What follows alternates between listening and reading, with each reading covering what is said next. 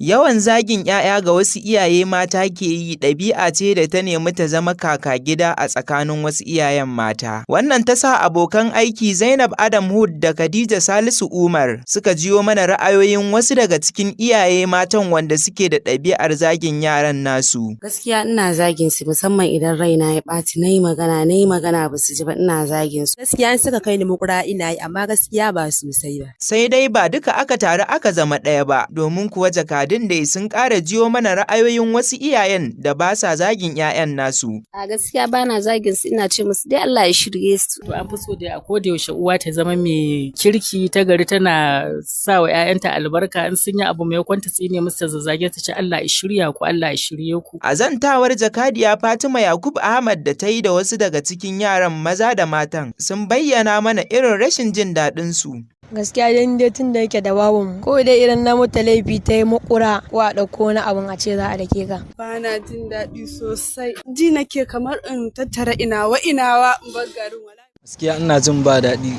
sosai saboda na san cewa zagi dole sai ya bi ka. Gaskiya ni dai ba a zagi na addu'a dai ake min Allah ya shirye. Sai dai a zantawar jakada Sani Mustapha da wasu daga cikin iyaye maza sun bayyana mana irin damuwarsu akan lamarin. Ba na jin daɗi. Abin da na fi jin daɗi dai game da wannan al'amari ya taimu musu addu'a kan irin abubuwan da suke yi na ba daidai ba. Ai abu ne mara daɗi sosai dan ni haka ba ta faruwa ma a gidana. Gaskiya ba na jin daɗi sosai duk lokacin da za a dinga yaro baki babu daɗi saboda ai yau da gobe baki bin su yake yi. Dr. Idris Salisu Rogo masanin halayyar ɗan adam ne da ke jami'ar Bayero a nan Kano ya bayyana mana halayyar yin hakan na shafar kwakwalwar yaran. Wannan ɗabi'a ta zagi yana daga cikin babban matsalar da take addabar shi mental health stability na yaro, wato kwanciyar hankali da lafiyar kwakwalwarsa yana da alaka da irin yanayin yadda aka tarairayi kwakwalwar lokacin da take bata san komai ba. Idan har aka samu yara suna cikin yanayi na matsaloli, akwai cututtuka na kwakwalwa da ake samu sanadiyar hantara da ake yaro kamar irin su narcissistic personality disorder. Yana da alaka da irin yanayin yadda yaro zai zama shi ma baya respecting al'umma, kullum kawai tunanin shi a bashi, baya tunanin me zai bayar, kuma yana ga tsananin girman kai, ga tsananin rashin tausayi. So da irin wannan cututtuka ne wanda tun yaro yana karami uwa take samun masa.